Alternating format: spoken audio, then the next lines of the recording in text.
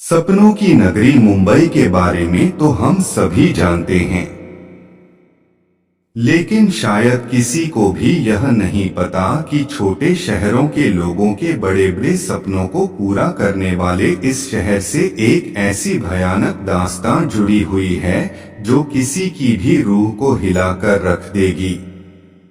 माना जाता है जिस तरह इस संसार में सच के साथ झूठ और अच्छाई के साथ बुराई का भी वास है, उसी प्रकार अगर हम ईश्वरीय ताकतों पर भरोसा करते हैं तो हमें शैतानों पर भी विश्वास करना ही पड़ेगा।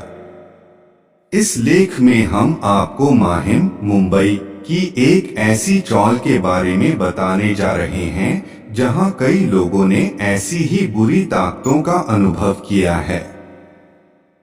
यहां रहने वाली अदृश्य ताकतों के घेरे में कई लोग आ चुके हैं।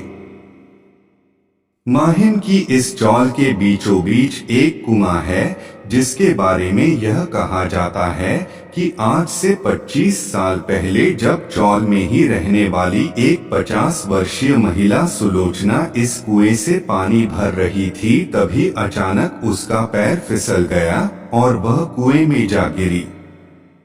कुएं में गिरने के बाद वह मदद के लिए काफी चीखी चिल्लाई, लेकिन इससे पहले कि कोई उसकी मदद के लिए आता, पानी के अंदर दम घुट जाने के कारण उसकी मौत हो गई। इस चौल में रहने वाले लोगों का कहना है कि अगर कभी रात के समय वह उस कुएं के पास से गुजरते हैं तो उन्हें वहां एक औरत नजर आती है।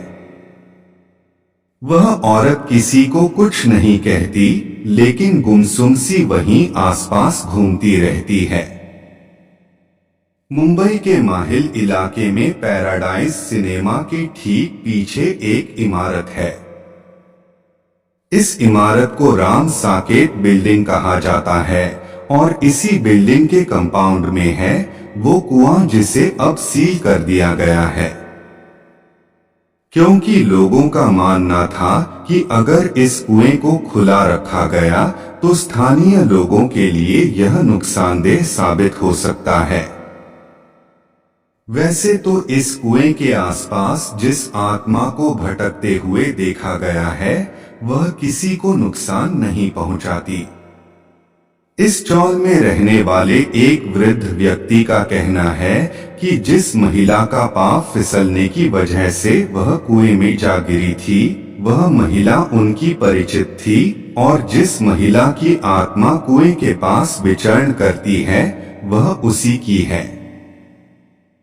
हैरानी की बात तो यह है कि उस वृद्ध व्यक्ति का कहना है कि वह आत्मा हर अमावस्या की रात को यहाँ जरूर आती है और सुबह होते ही गायब हो जाती है। इतना ही नहीं, इस चौल के मालिक रिचर्ड हर रोज आकर कुएं के पास फूल चढ़ाकर जाते हैं ताकि वह आत्मा शांत रहे।